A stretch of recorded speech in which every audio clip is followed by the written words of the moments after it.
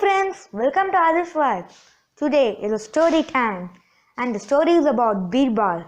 The title of the story is Sparrows in Agra. And the character in the story are Akbar, Birbal, Messenger and the Sparrows. Come on, let us get into the story. In Akbar's kingdom, Birbal is the cleverest person among all of them. And every country's king has come to know about Birbal's wit. And from one country, a king sent a messenger to Akbar's court to check Birbal's intelligence. And the messenger came to Akbar's court with some gifts and said that our king wants to check Birbal's intelligence. And Akbar said, okay, you can check Birbal's intelligence. And messenger thought a toughest question in his mind and asked Birbal how many sparrows are there in Agra.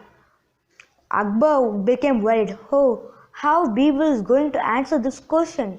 But clever Birbal answered that there are 88,457 sparrows in Agra. And the messenger blinked. What if there are more sparrows? Come, let us go and count. And clever Birbal said that, simple, some of the sparrows in Agra relatives came to Agra to meet their sparrows relatives. And the messenger did not leave Birbal and asked, what if there are less sparrows?